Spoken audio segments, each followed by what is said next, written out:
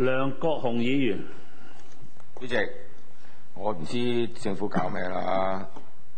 你如果講，你即係因為呢個教育產業商品化咧，就出現咗一個非常之即係奇特嘅現象咧，就係大學咧，資助大學咧，就因為要收多啲錢咧，就俾外國嘅學生嚟讀，因為佢資助噶嘛。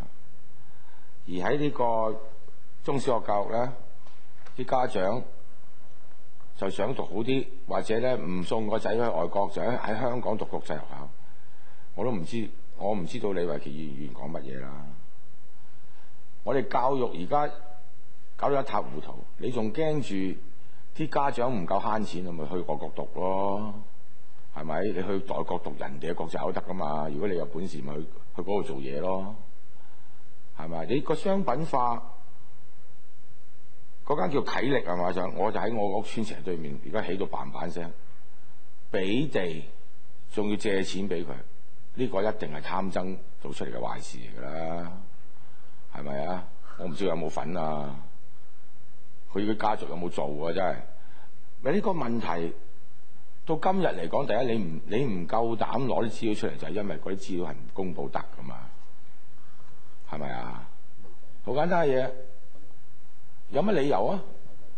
本地嘅家長唔信返本地嘅教育。當我哋改善本地生嘅教育嘅時候，呢一個政府就話我哋資源有限，但係你贊助嗰啲教育產業，因為佢自己讀翻啊嘛好多，呢個仲唔係裙帶關係，浪費公帑？你哋之中中產階級讀，或者更加好過中產級少少嗰啲人讀，就梗係贊成啦，係咪？我唔知，我真係唔知李慧瓊議員講緊乜嘢。點解唔能夠降低咧？根本嗰個學校唔係俾本地讀噶嘛，係咪啊？我哋嘅教育政策係咪咁㗎？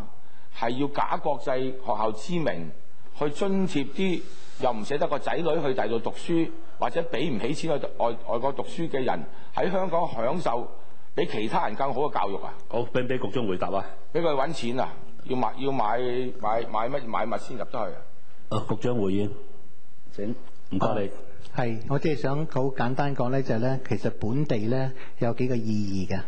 一部分咧就真係本地嘅居民啦，一部分咧係攞住本地嘅身份證，但係移咗民，然之後回流嗰啲，都幾種都有咁嘅情況。咁所以咧，嗰30%咧，其實都包咗幾樣嘢嘅。多謝主席。